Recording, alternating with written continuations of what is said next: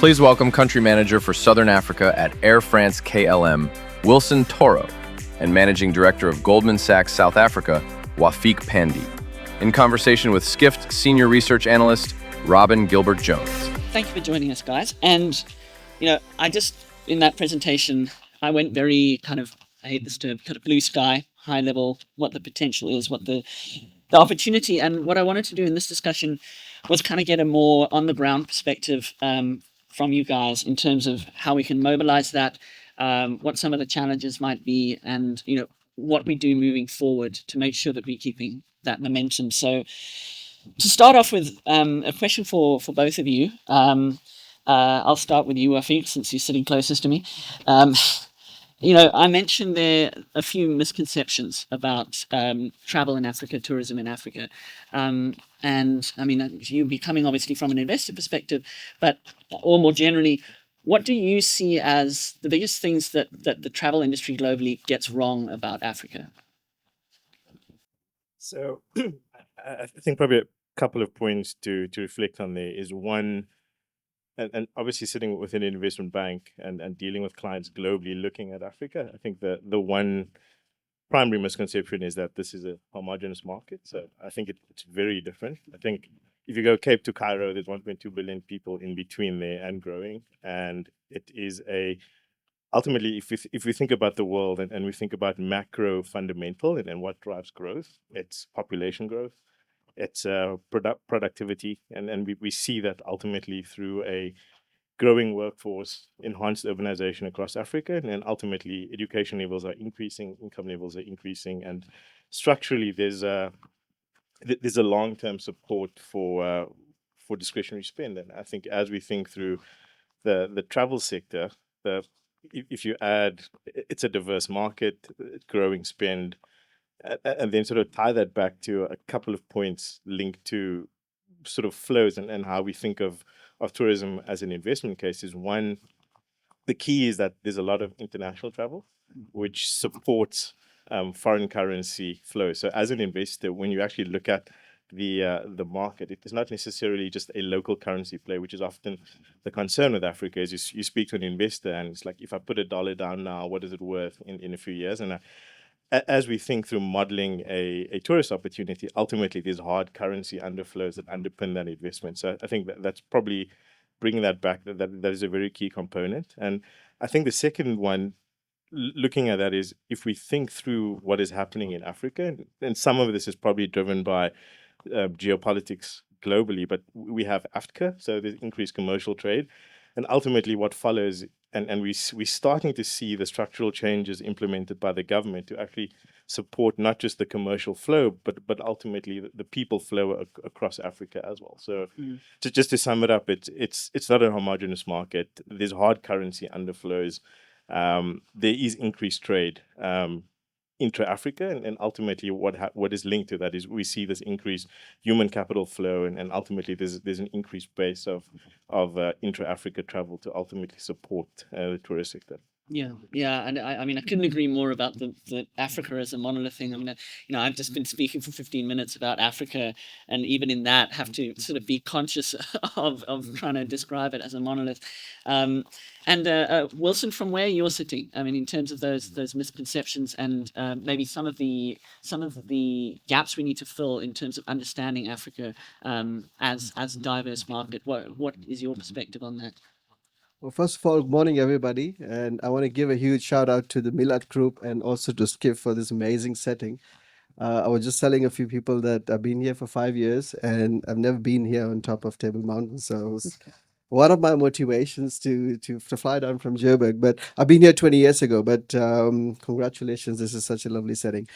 We always talk about what is missing in Africa. I think one of the biggest challenges that Africa has, and this I speak from an expat perspective, is Africa is seen as one country. And if someone sneezes in Ghana, the whole world thinks that it's happening in the rest of Africa. And if you compare Africa to Europe, for instance, every country is distinct. You know what to expect when you go in Germany. You know what to expect when you are in France.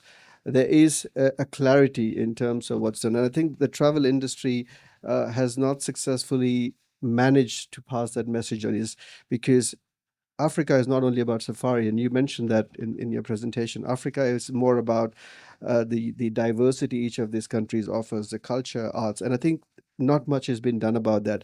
I've always been very vocal, and if you take it even from a South African context, 90% of the tourists are coming to Cape Town and to Kruger, and there is no conscious effort from the industry to push the other parts of the country. And I think same applies for the rest of the continent. Um, and I say that with very strong feelings about it because I've lived here. You know, there was a saying earlier where it says Africa lives in you, and you realize when you're here, but from the outside, it's a very different picture. And I think the industry needs to collectively do a lot of work together to talk about the things, to also push people in a different direction.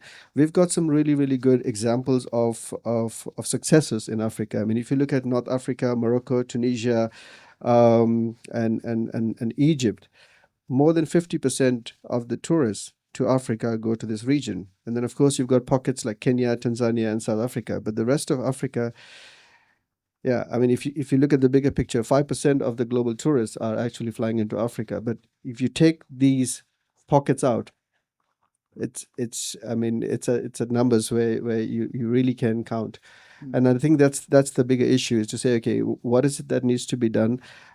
Is there enough discussions around that? What's unique about Angola? What's unique about Ghana? What's unique about Nigeria?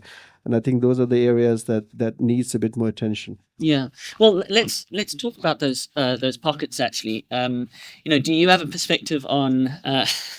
Thanks, Rafa. Also, I've just been asked if everyone speak up a little bit. I think some people are struggling to hear. Do you have a perspective on you know how those pockets have been more successful? What is the difference between those pockets of success and the other areas in Africa that are kind of lagging behind more? And you know what needs to be done to bridge that gap? Yeah, I mean, if you think about those pockets, the number one reason that I can come with, especially for North Africa, is access. You know, North Africa is connected to Europe far better than the rest of Africa. And we talk about air connectivity. We have constant discussions with the different stakeholders and countries, um, and you know, people have to sometimes take 4 flights just to get to some parts of Africa, and it's not easy. And I think this is really where you know the big game changes have happened. South Africa is one of those countries, and we see that in the last 4 or 5 years, there's added capacity into the country, but it's not the same in the rest of the continent. You say the same with the Tanzania, Kenya, Mauritius, for that matter, and I think it comes down to just connectivity into those places. Yeah, I couldn't agree more. I mean, when I first joined Skift, I had to fly to Marrakesh from Cape Town, and I had to fly to London to get to Marrakesh, which was ludicrous to me. Wafeeq, going to you from an investor perspective around how much, to what extent is that air connectivity in influencing kind of viability and attractiveness of investments in the continent in terms of tourism business and travel? So I think that the answer there is probably two layered. So the one ultimately is perception, and I think if you look at the world, somebody sitting, for example, in the developed market, looking into Africa as a growth market, it's almost just an absolute. So you go to you approach an investment committee, and it's like, well, if I had to take 4 flights to get there to Walsall's Point, is it really a place that I would like to deploy capital? So Yeah. I think that's one. And ultimately, the second opportunity is somebody underwriting an investment or within the sector. It's well, ultimately this is people driven, and that is the demand use case for the tourism sector. And the question then is there a way or a position for Africa to really say, well, this is my story, and the 4 flights doesn't matter. And I think practically the reality is that it does. If you look at flows, Cape Town stats, we had just almost mid-teen, about 11 to 12 million people coming through here because of that connectivity, and ultimately that is a key driver of any case that's being underwritten for the tourism sector. Yeah, yeah. And I mean, in terms of those key drivers, I want to bring some megatrendsy stuff in here. I mentioned a few of those trends, and particularly this evolution of modern luxury. I mean, we can talk about connectivity and investment opportunities, but you need somewhere to go to and to invest in. So, I mean, what's your perspective on the particularly that booming luxury market and the evolution of luxury in the African continent? Is this something that Wilson, you're observing in terms of how route planning decisions are made, for example? Yeah, but I think there's more to that. So we talk about luxury, and I think there's a good luxury segments. If you think about specific places in Mozambique, South Africa, you have a niche which is uh, fairly well positioned. I think what's missing is that mid segment. So you have ultra luxury, and then you've got really low quality, but there's nothing in between.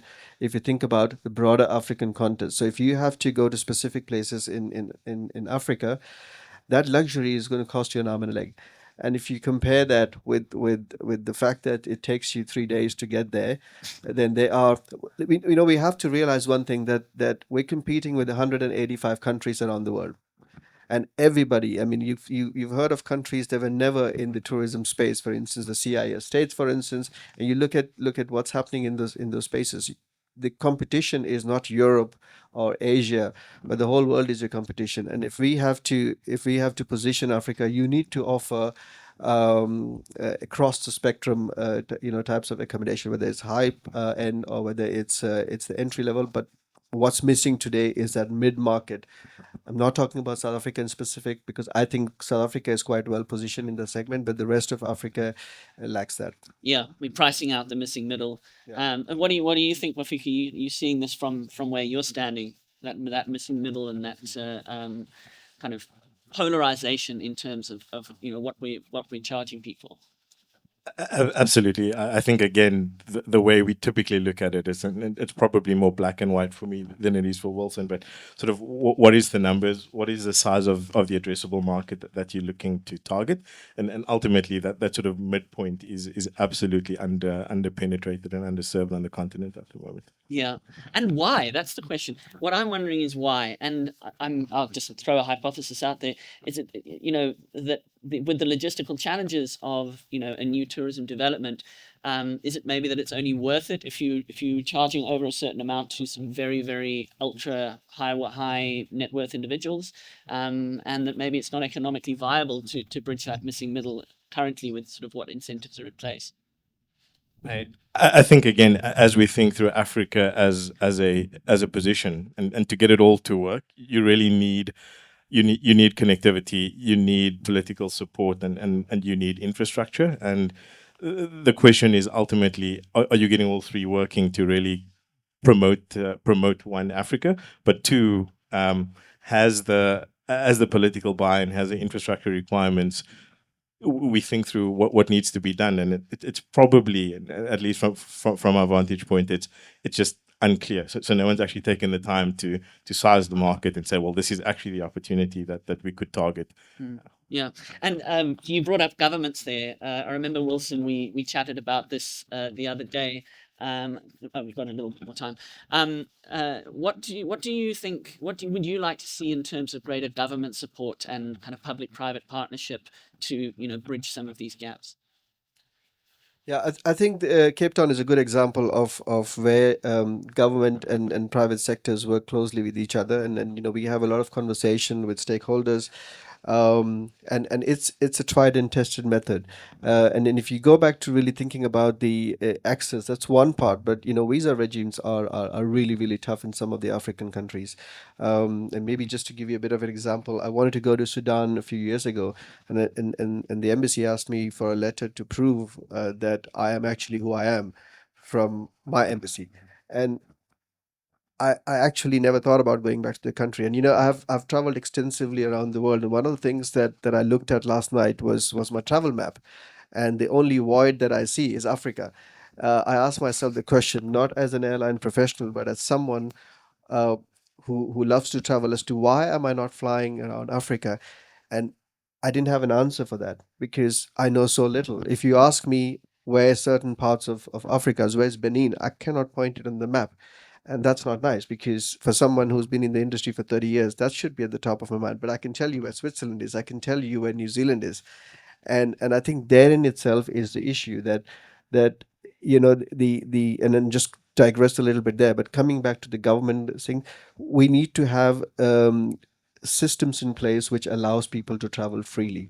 There is a lot of emphasis for people traveling from overseas. Of course, we want to have those top dollars, but we also want to focus on people traveling intra Africa. I mean, you look at countries like Nigeria with a population of 200 million. That's a sizable number of people that can travel around Africa, but you need to make it easy. I mean, there's a lot of red tape around visa and getting around Africa, and I think that is blocking the growth that we expect to see in the next few years. I mean, you had a really nice slide there which showed the growth of Africa, but that's still scratching the surface. In terms of actual numbers, that's not close to your key markets. I mean, Paris welcomed 100 million tourists last year, and we're sitting at 3 million international tourists. So the pie is really, really big. We just need to make sure that together with all the different stakeholders, those points are addressed. And I think there needs to be more intra-Africa dialogue between governments to say, okay, what works for you, what needs to be done, and how can we apply that in the different markets. And a good example is a Schengen visa in Europe, for instance. One visa takes you to 30 countries. We don't have that in Africa. Yeah. And more and more young people today book within 2 weeks of travel. And if those barriers are eradicated, it just makes it easy for people. Yeah. Well, we thank you, Wilson. We're out of time, but I mean, we're ending on a slightly positive note, as certainly we can see that the potential is there, and that's why meetings and discussions like this are so important. So thank you both very much, and enjoy the day.